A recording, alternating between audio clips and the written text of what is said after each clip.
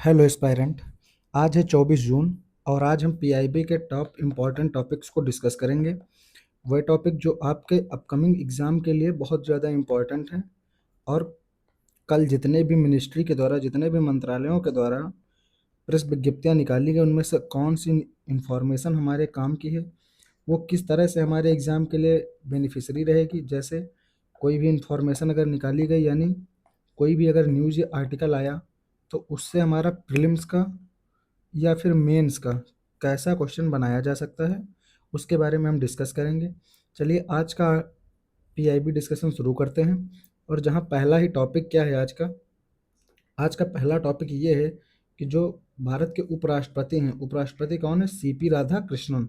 तो जो उपराष्ट्रपति जी हैं, उन्होंने एक पुस्तक का विमोचन किया है। एक पुस्तक का क्या किया है? विमोचन किया है। और उस पुस्तक का नाम क्या है? उन्होंने जिस पुस्तक का विमोचन किया है, अगर उसका नाम पूछा जाए तो उसका नाम क्या है? उसका नाम है वीआईपी कल्चर इन इंडिया। उस पुस्तक का क्या नाम है? उसका नाम है वीआईपी कल्चर इन इंडिया।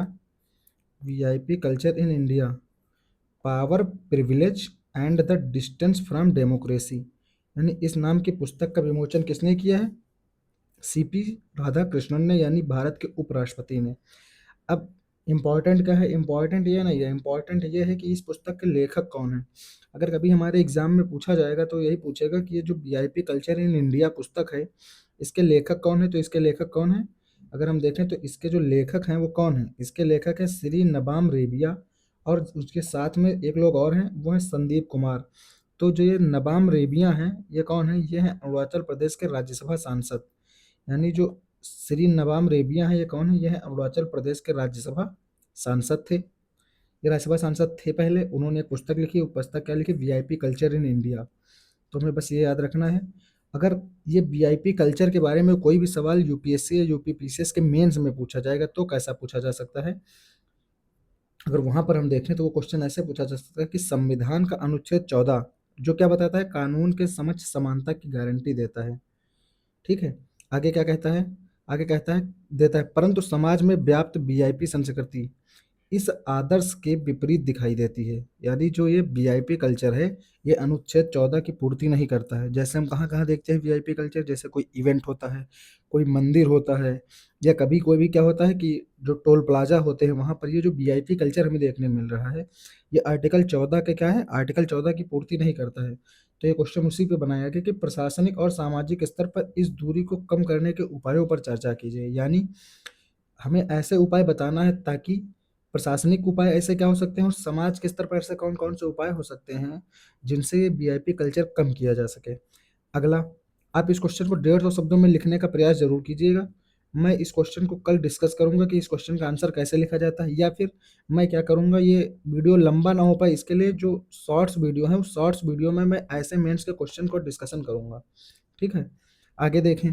अगला क्या है? अगला, अगली न्यूज है कि जो प्रगति की 92वीं बैठक हुई, 52 नंबर की जो बैठक हुई है, तो ये प्रगति है क्या? हमें बस ये पता होना चाहिए प्रगति क्या है। तो सबसे ज़्यादा जरूरी चीज़ क्या है? ये प्रगति क्या है। तो अगर हम पूछे प्रगति क्या है, प्रगति प्लेटफॉर्म जो है ये क्या है, तो प्रगति प्लेटफॉर्म क्या है? प्रगति प्लेटफॉर्म एक त्रिस्तरीय यानी 3 टियर की प्रणाली है, जिसमें जिसमें क्या किया गया? जिसमें पीएमओ है, केंद्र सरकार के सचिव और राज्यों के मुख्य सचिव शामिल होते हैं। यानी जो प्रगति है, प्रगति ये 3 स्टेज का एक पोर्टल बनाया गया है। इसमें कौन कौन सा शामिल है? इसमें शामिल है पीएमओ। इसमें कौन कौन सा शामिल? इसमें शामिल है पीएमओ, केंद्र सरकार के सचिव और राज्यों के मुख्य सचिव शामिल होते हैं। ठीक है, तो ये इंफॉर्मेशन हो गई। आगे देखें। आगे देखेंगे कि यह जो है यह देश में डिजिटल गवर्नेंस और सार्वजनिक शिकायतों के त्वरित निवारण का एक प्रभावी माध्यम है। यानी इसका काम क्या है? इसका काम ये है कि जो डिजिटल गवर्नेंस और सार्वजनिक शिकायत हो, यानी जो सार्वजनिक शिकायतें की जा रही हैं उनका निवारण करना है, यानी शिकायतों का निवारण करना है, इसी प्रगति पोर्टल का काम है। तो इसमें कौन कौन से स्टेटमेंट सही हैं? तो इसके दोनों स्टेटमेंट सही हैं। आगे देखते हैं कि प्रगति का पूरा नाम क्या है। तो प्रगति का पूरा नाम क्या है? Proactive governance and timely implementation. तो ये याद रखना है, ये हमें स्टेट की किसी भी एग्जाम के लिए याद रखना है कि वहाँ पर डायरेक्ट ऐसा सवाल पूछ लिया जाएगा कि प्रगति का पूर्ण रूप क्या है। जैसे एक बार पूछा गया नीति आयोग का पूर्ण रूप क्या है, ऐसे बहुत सारे पोर्टल, दिशा पोर्टल का फुल फॉर्म क्या है। तो उससे प्रगति का पूर्ण रूप अगर पूछे तो क्या है? Proactive governance and timely implementation. आगे देखते हैं। अगली न्यूज़ क्या है, अगली है कि ब्रिक्स स्पेस इकोनॉमी के बारे में एक प्रस्ताव रखा गया है। कहाँ? भारत के द्वारा रखा गया ब्रिक्स स्पेस इकोनॉमी, ताकि जो स्पेस के सेक्टर में अकेले देश काम ना करें, बल्कि जो ब्रिक्स के पूरा साझा एक समूह है, ये पूरा मिल के काम करे स्पेस के लिए। तो यहाँ पे क्या क्या हुआ, यहाँ पे ये हुआ कि जो अभी केंद्रीय मंत्री हमारे जितेंद्र सिंह जी हैं, उन्होंने क्या किया, उन्होंने किया ये कि जो अंतरिक्ष प्रौद्योगिकी के क्षेत्र में ये कहा कि अगर हमें सहयोग बढ़ाना है तो हम क्या करेंगे, हम ब्रिक्स स्पेस इकोनॉमी का आधिकारिक प्रस्ताव रखेंगे। तो ये प्रस्ताव किसके द्वारा रखा गया? भारत के द्वारा रखा गया। आगे देखेंगे क्या इंपॉर्टेंट क्या है, तो ये क्वेश्चन भी पूछा जा सकता है क्या, कि हाल ही में किस देश के अंतरिक्ष विभाग द्वारा, किस देश के अंतरिक्ष विभाग द्वारा ब्रिक्स स्पेस इकोनॉमी प्रस्ताव पेश किया गया? तो किसके द्वारा? वो है भारत के द्वारा। ये याद रखना है हमें। अगर देखेंगे हम मेंस का कैसा क्वेश्चन बनाया जा सकता है इसी जगह से, तो इस प्रकार बनाएगा कि भारत द्वारा प्रस्तावित ब्रिक्स स्पेस इकोनॉमी वैश्विक अंतरिक्ष बाजार में ग्लोबल साउथ की स्थिति को किस प्रकार सुदृढ़ कर सकती है, विवेचना कीजिए। या फिर कोई क्वेश्चन कि भारत के द्वारा अगर ब्रिक्स स्पेस इकोनॉमी को अपनाया जाता है तो वह अंतरिक्ष के क्षेत्र में किस प्रकार अपनी प्रगति को सुनिश्चित करेगा। ऐसा कोई भी सवाल बनाया जा सकता है जिसमें ये चर्चा की जाएगी कि जो अंतरिक्ष के क्षेत्र में प्रगति है, अगर उसमें ब्रिक्स स्पेस इकोनॉमी का कॉन्सेप्ट और इनबिल्ट कर दिया जाए तो कितनी तेजी से प्रगति होगी, और कौन कौन से ऐसे क्षेत्र हैं जहां पर हमें जो अभी प्रगति नहीं देखने को मिल रही वहां पर भी देखने को मिल सकती है, या फिर उसकी क्या क्या चुनौतियां हो सकती हैं। अगला टॉपिक क्या है? अगला टॉपिक है आज के पीआईबी में, वो था कि कोयला का गैसीकरण यानी कोल गैसिफिकेशन से रिलेटेड एक टॉपिक आया। उसमें क्या कहा गया? उसमें ये कहा गया कि जो कोयला गैसीकरण यानी कोल गैसिफिकेशन है, इसका एक लक्ष्य रखा गया है। अब इसका लक्ष्य क्या रखा गया है? कोल गैसिफिकेशन का एक लक्ष्य रखा गया है कि वर्ष 2030 तक कितना लक्ष्य? 100 मिलियन 100 मिलियन टन कोयले का गैसीकरण करना। यानी वर्ष 2030 तक कितना? 100 मिलियन कोयले के, 100 मिलियन, इसी को क्या है 10 करोड़, अगर इसकी जगह क्या मिला जाए 10 करोड़ तो भी सही, यानी 100 मिलियन या 10 करोड़ टन कोयले के गैसीकरण का लक्ष्य रखा गया है। कब तक? वर्ष 2030 तक।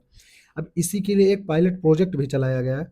वो पायलट प्रोजेक्ट चलाया गया कास्ता नाम से, कास्ता भूमिगत कोयला गैसीकरण। ये कहाँ चलाया गया? ये चलाया गया वेस्ट बंगाल में। वेस्ट बंगाल में जो रानीगंज का क्षेत्र है वहां पर चलाया गया। ये एक पायलट प्रोजेक्ट है। तो कभी डायरेक्ट क्वेश्चन अगर पूछ लिया जाए कि कास्ता पायलट प्रोजेक्ट, कास्ता भूमिगत कोल गैसीकरण पायलट प्रोजेक्ट कहाँ चालू किया गया, तो होना उसका उत्तर होना चाहिए वेस्ट बंगाल रानीगंज का क्षेत्र। आगे क्या देखेंगे? आगे ये देखेंगे जो ये एक कोल से क्या बनाया जाता है, कोल से जो बनाई जाती है कोल गैसीकरण किया जाता है, तो इसमें क्या होता है, इसमें एक सिंथेटिक गैस बनती है। तो जो सिंथेटिक गैस बनती है उसका यूज कहाँ कहाँ हो सकता है? उसका यूज अमोनिया, मेथेनॉल, हाइड्रोजन और जो सिंथेटिक ईंधन है इनके उत्पादन में होगा। तो हमें ये याद रखना है कि कभी ऐसा सवाल ना पूछ लिया जाए कि जब हम कोल का गैसीकरण करते हैं तो उससे जो सिंथेटिक गैस बनती है उसका यूज कहाँ कहाँ होता है। तो उसका यूज होता है अमोनिया के उत्पादन में, मेथेनॉल के उत्पादन में, हाइड्रोजन के उत्पादन में और सिंथेटिक फ्यूल के उत्पादन में। एक क्वेश्चन और है, जैसे कोयला गैसीकरण जो है के उप उत्पाद के रूप में, यानी जब कोयल का गैसीकरण करते हैं तो हमें जो माइनर प्रोडक्ट मिलता है, वो माइनर प्रोडक्ट में प्राप्त क्या होता है? एक सिन गैस बनती है। अब वो जो सिन गैस है वो किन गैसों से बनती है, यानी सिन गैस किन गैसों का मिश्रण है? तो उसमें क्या कहा जाता है? एक तो कार्बन मोनोऑक्साइड है और दूसरी हाइड्रोजन गैस है। यानी अगर सिन गैस पूछा जाए तो CO+H2 का मिश्रण है, ये याद रखना है हमें, ठीक है। तो ये याद होना चाहिए। आगे अगर देखें, आगे बढ़ेंगे तो अगली न्यूज की तरफ चलेंगे, तो वहाँ पे एक भारतीय कार्यक्रम के बारे में चर्चा की गई है। कौन सा कार्यक्रम है? भारतीय कार्यक्रम। अब सिर्फ इतना याद रखना कि जो भारतीय कार्यक्रम है किससे रिलेटेड है और भारतीय कार्यक्रम किसके द्वारा लॉन्च किया गया है। तो जो भारतीय कार्यक्रम है ये किससे रिलेटेड है? ये रिलेटेड क्या है कि कृषि खाद्य निर्यात में नवाचार को बढ़ावा देना है। किसको देना है? कि कृषि का जो हम एक्सपोर्ट करते हैं उसमें क्या करना है, उसमें हम नवाचार को बढ़ावा देंगे। तो ये किसके द्वारा लॉन्च किया गया है? ये लॉन्च किया गया है एपीडा के द्वारा। ये याद रखना है, बस यही दो चीजें याद रखनी है, बस इसके अलावा कुछ नहीं याद रखना। जैसे क्वेश्चन क्या पूछा गया, क्वेश्चन ये पूछा जा सकता है कि हाल ही में कृषि और प्रसंस्कृत खाद्य उत्पाद निर्यात में नवाचार और एग्रीटेक स्टार्टअप्स को बढ़ावा देने के लिए चर्चा में रहा भारतीय कार्यक्रम किसके द्वारा शुरू किया गया? तो किसके द्वारा शुरू किया गया? वो शुरू किया गया एपीडा के द्वारा। एपेडा के द्वारा शुरू किया गया। अब एपेडा किस मंत्रालय के अंतर्गत काम करता है? तो ministry of commerce and industry के अंतर, यानी वाणिज्य एवं उद्योग मंत्रालय के अंतर एपेडा काम करता है।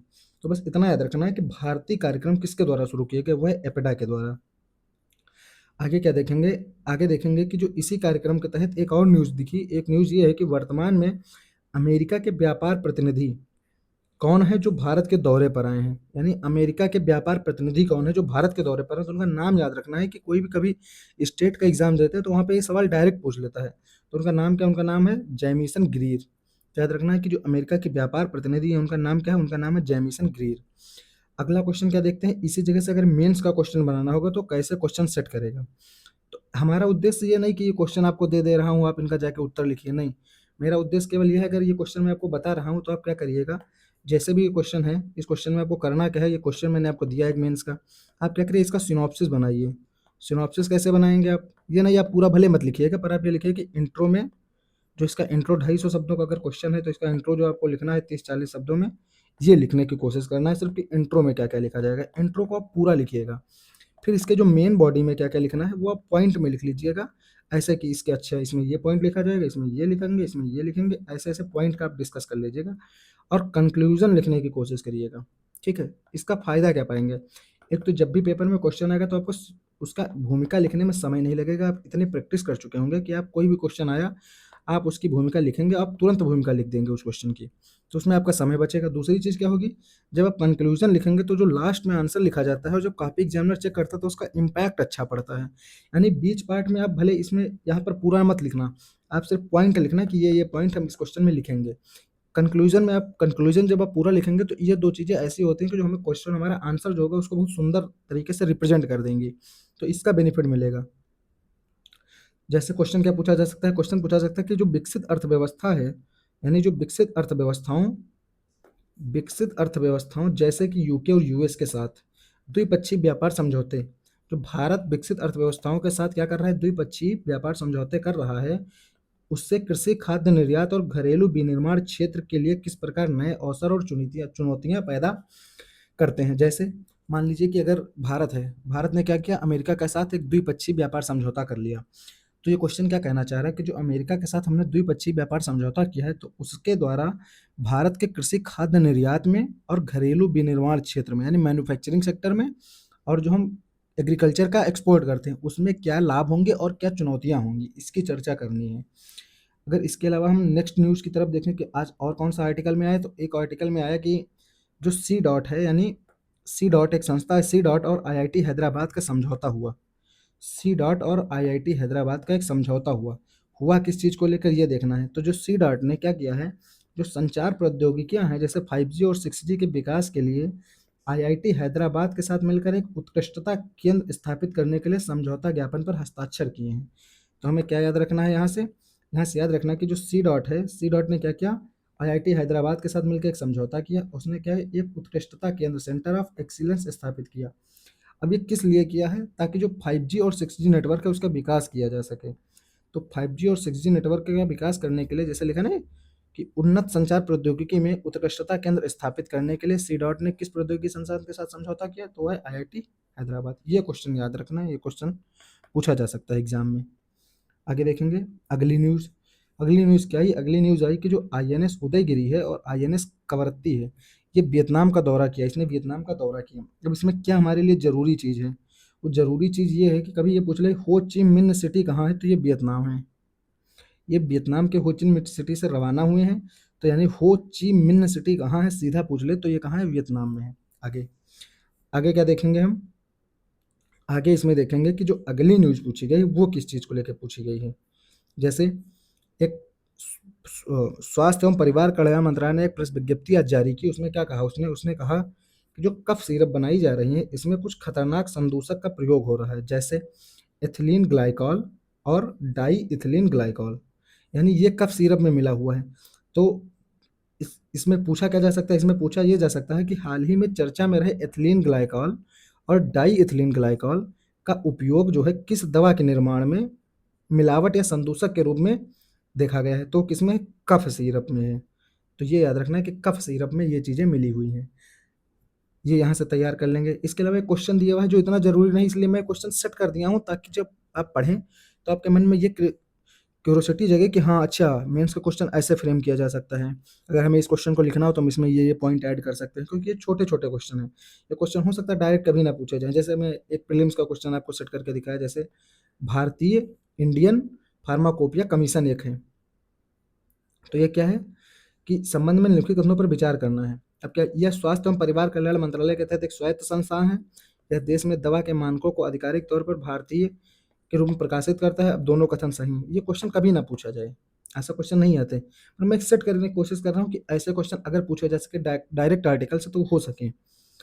अगला क्या है कि ये गृह मंत्रालय ने जो प्रेस विज्ञप्ति आज जारी की, उसमें उसने क्या बताया? उसने कहा कि जो एक नार्को समन्वय केंद्र की 10वीं शीर्ष स्तरीय बैठक हुई है। अब क्या हुआ है? अब ये बैठक कौन करेगा? भाई गृह मंत्रालय से रिलेटेड है तो अमित शाह जी करेंगे। तो अमित शाह जी ने एक बैठक की। अब इस बैठक का उद्देश्य क्या था? इस बैठक का उद्देश्य था भारत को नशा मुक्त बनाना। ठीक है, भारत को नशा मुक्त बनाने में इस बैठक का योगदान था। अब क्या भाई का सवाल पूछ ले कि जो नार्को समन्वय केंद्र की अभी 10वीं बैठक हुई है, उसकी अध्यक्षता किसके द्वारा? तो इसकी अध्यक्षता किसके द्वारा भाई? अमित शाह जी के द्वारा। बस ये हो गया। आगे क्या है? ये क्वेश्चन इंटरनल सिक्योरिटी के लिए इंपॉर्टेंट हो सकता है कि नशा मुक्त भारत का एक अभियान चल रहा है इस समय। तो ये क्वेश्चन कैसे पूछेंगे कि मादक पदार्थों की तस्करी केवल एक सामाजिक समस्या नहीं है, बल्कि टेरर फंडिंग और संगठित अपराध से जुड़ी आंतरिक सुरक्षा की बड़ी चुनौती है। तो ऐसे में जो एनसीओआरडी है, ये बहुस्तरीय प्रशासनिक ढांचे के महत्व को स्पष्ट कीजिए, यानी एनसीओआरडी के इम्पोर्टेंस को कैसे डिफाइन करना है कि जो ये मादक पदार्थ की तस्करी हो रही है, साथ में टेरर फंडिंग हो रही है, इसको ये कैसे कम कर सकती है, इसके बारे में हमें लिखना है। अगला क्या है? अगला आज निकाला गया जल शक्ति मंत्रालय के द्वारा जो प्रेस विज्ञप्ति जारी की, उसमें क्या कहा गया? उसने कहा गया कि गंगा बेसिन के 63 शहरों में शहरी नदी प्रबंधन योजनाएं चालू की जा रही हैं। जैसे, अब इसका क्या मतलब है? इसका मतलब यह है कि अब इससे क्या होगा, इसके तहत क्या होगा, शहरी नियोजन जो है अर्बन प्लानिंग को नदी संरक्षण के तहत जोड़ दिया जाएगा। ठीक है, एक चीज। दूसरी चीज क्या होगी कि अगर कभी ये क्वेश्चन पूछ लिया जाए कि हाल ही में किस संस्थान द्वारा गंगा बेसिन के 63 शहरों में शहरी नदी प्रबंधन योजना का विस्तार किया गया, तो कौन सी योजना है? राष्ट्रीय स्वच्छ गंगा मिशन के तहत हुआ है। ये याद रखना है हमें कि जो राष्ट्रीय स्वच्छ गंगा मिशन के तहत ये 63 शहरों में शहरी नदी प्रबंधन योजनाओं का विस्तार किया गया है, ताकि क्या हो सके, ताकि जो शहरी नियोजन है उसको नदी संरक्षण के साथ जोड़ा जा सके।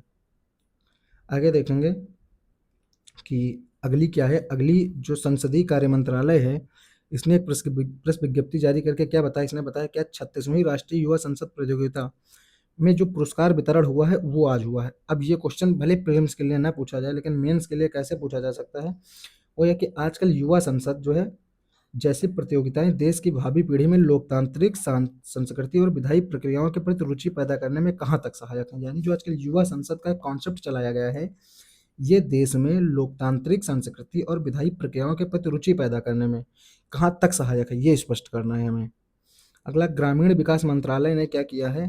प्रेस विज्ञप्ति जारी करके क्या बताया? उसने बताया कि जो एआई का यूज है ग्रामीण विकास में, एआई का यूज कैसे कैसे और इसका यूज के द्वारा हम कहाँ तक विकास कर सकते हैं, कौन सी योजनाएं हैं जिनमें हम ट्रांसपेरेंसी ला सकते हैं, कौन से ऐसे काम हैं जिन्हें हम बहुत ज़्यादा वर्क ओरिएंटेड कर सकते हैं, ये सारी चीज़ें बताई गई। अब इसमें एक और चीज़ बताई क्या गई? वो ये बताई गई अभी कि जो ग्रामीण विकास मंत्रालय है, ये इसके द्वारा आर्टिफिशियल इंटेलिजेंस में, यानी जो ग्रामीण विकास आर्ट एआई जो है, ये ग्रामीण विकास मंत्रालय में कैसे उसके कार्य क्षेत्र को विस्तारित कर सकता है, कैसे योजनाओं में पारदर्शिता और उत्तरदायित्व की भावना को पैदा कर सकता है, इसके बारे में। और इसकी चुनौतियां क्या हैं? आजकल चुनौतियां ज़्यादा दिख रही हैं, क्योंकि जब एआई का यूज करके अभी हम हाल में क्या सुने कि जल संरक्षण योजनाएं चलाई गई, तो कई सारे जो आईएएस हैं उन्होंने क्या किया, एआई से फोटो जनरेट करके अपलोड कर दिया और बता दिया कि हाँ ये चीज़ें मैंने की। पर जब ज़मीनी हकीकत देखेगी तो ऐसा कोई काम वहाँ दिखा ही नहीं। तो इसलिए एआई का यूज़ जितना ज़्यादा लाभदायक है, उससे कहीं ज़्यादा नुकसानदायक है। तो हमें यही देखना है कि जो एआई का यूज़ अगर ग्राम पंचायतों के स्तर पे किया जाए, तो क्या-क्या लाभ मिलेंगे और क्या-क्या हानियाँ हो सकती हैं, इसके बारे में चर्चा करनी है।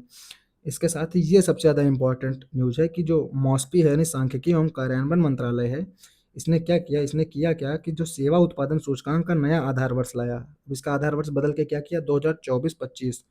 तो सिर्फ यही याद रखना, सेवा उत्पादन सूचकांक का आधार वर्ष क्या हो गया है? 2024-25। ये याद रखना। आगे क्या याद रखना है? अब ये आधार वर्ष, पहली बात तो एक गणना किस आधार पे की जाती है? गणना की जाती है मासिक आधार पे। दूसरी चीज़ कि जो ये सेवा उत्पादन सूचकांक का हाल ही में नया आधार वर्ष क्या निर्धारित किया गया है? 2024-25। ये तो एक क्वेश्चन हो गया। इसके अलावा क्या जो ये सूचकांक है, ये किस मंत्रालय द्वारा, अगर कभी पूछ ले किस मंत्रालय द्वारा निकाला जाता है, तो ये किस मंत्रालय द्वारा? भैया मॉस्पी के अंतर्गत निकाला जाता है। ये याद रखना है हमें। अब इससे जुड़ा एक पूरा आर्टिकल है, तो आप लोगों को मैं एक होमवर्क कह देता हूँ कि जो पीआईबी का वेबसाइट पे आप जाएंगे तो डालेंगे जब उसमें तारीख 24 जून की, तो वहाँ पे जो ये मॉस्पी के अंतर्गत पूरा आर्टिकल पब्लिश हुआ है। आप इस आर्टिकल को एक बार पढ़िएगा, क्योंकि ये आर्टिकल बहुत इंपॉर्टेंट है एग्जाम के दृष्टिकोण से। ठीक है, आगे देखेंगे कि जो इस्पात मंत्रालय है उसने आज एक प्रेस विज्ञप्ति जारी की। उसने क्या बताया, उसने बताया कि जो steel authority of India limited यानी सेल है, ये भारत में नौसैनिक ताकत को मजबूत करते हुए आईएनएस दूनगिरी और आईएनएस अग्रय और आईएनएस संशोधक, ये जो युद्धपोत है, इनके लिए विशेष रक्षा ग्रेड स्टील की सफलतापूर्वक आपूर्ति की है, ताकि इनको मजबूती दिया जा सके। नौसैनिक मजबूती के लिए ये काम किया गया है।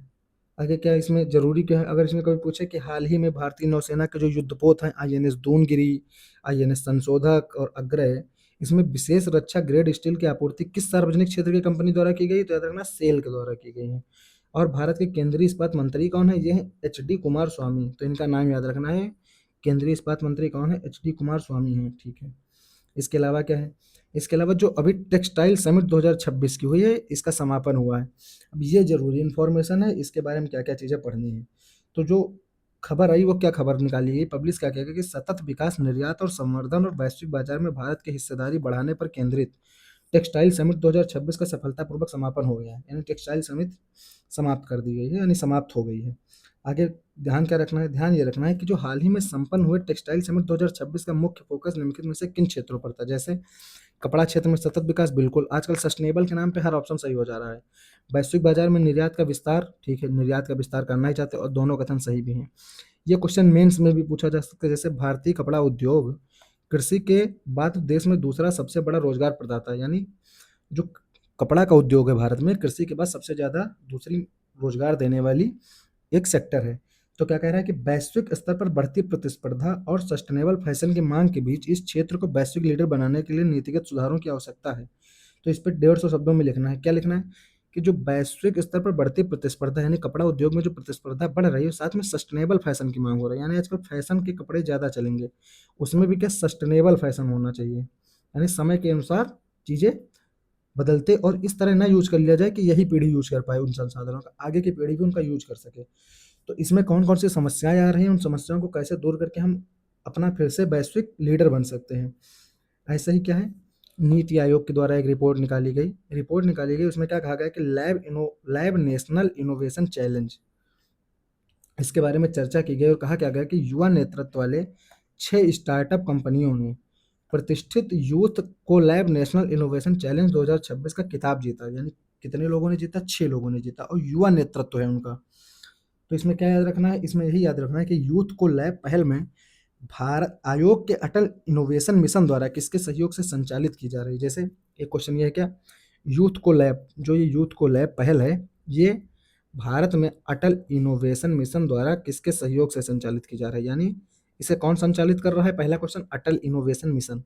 यूथ को लैब पहल का संचालन किसके द्वारा हो रहा है, तो है अटल इनोवेशन मिशन के द्वारा, प्लस किसके साथ मिल करके, वो है यूएनडीपी और सिटी फाउंडेशन। यानी अगर कभी ये पूछ लिया जाए सीधा सवाल कि यूथ को लैब का पहल का संचालन कौन कर रहा है, तो इसका पहल का संचालन किस मिशन के तहत हो रहा है, अटल इनोवेशन मिशन के तहत हो रहा है। ठीक है, इसके अलावा क्या, इसके अलावा देखना कि ये किसके द्वारा, ये है UNDP plus city foundation, UNDP plus city foundation के द्वारा संचालित की जा रही है, ये याद रखना है।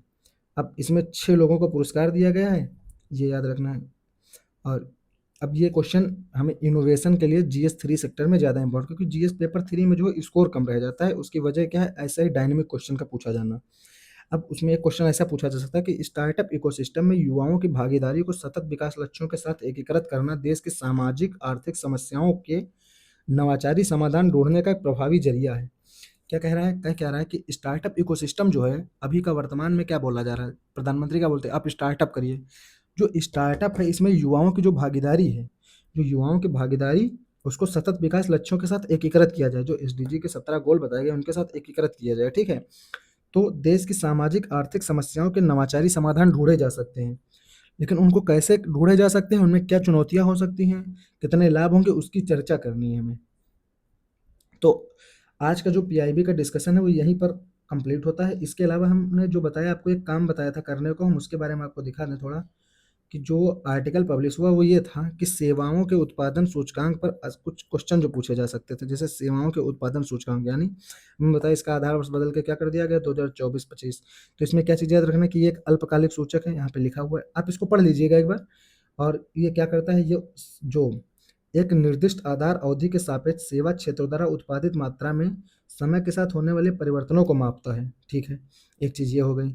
अब क्या है, इसके क्या-क्या फ़ायदे हैं, यहाँ पर बताया गया इसके क्या फ़ायदा है। इसका फ़ायदा क्या है कि सेवा उद्योगों के प्रदर्शन पर समायोजित जानकारी प्रदान करेगा, जिससे आर्थिक गतिविधियों की निगरानी मजबूत होगी। ठीक है, आगे क्या देखना, आगे ये ध्यान रखना कि जो ये निकाला जाएगा इसमें कौन से डिफ्लेटर इस्तेमाल किए जाते हैं। जैसे थोक व्यापार के लिए जो डब्ल्यूपीआई निकाला जाता है वो इस्तेमाल होगा इसी में, सीपीआई का इस्तेमाल किया जाएगा, प्लस सीपीआई गैर खाद्य का यानी सीपीआई नॉन फूड जो निकालते हैं हम उसका यूज़ करेंगे। इनके आधार पे ही हम क्या निकालते हैं, ये आईएसपी जो निकालते हैं ये इसी के आधार पर निकाला जाता है। बाकी क्या चीज़ है, ये पूरा पैराग्राफ आप पढ़िएगा तो आपको कुछ चीज़ें इसमें दिखेंगी ज़रूरी। ठीक है, तो दोस्तों आज हम जो है अपना ये आज के पीआईबी के टॉप करंट अफेयर्स का अपडेट आपके साथ मैंने साझा किया। और इस पूरे लेक्चर की अगर पीडीएफ चाहिए तो मेरे टेलीग्राम चैनल जीएस आख्यान पे आपको मिल जाएगी। और कल फिर मिलते हैं, तब तक के लिए पढ़ते रहिए। All the best, thank you.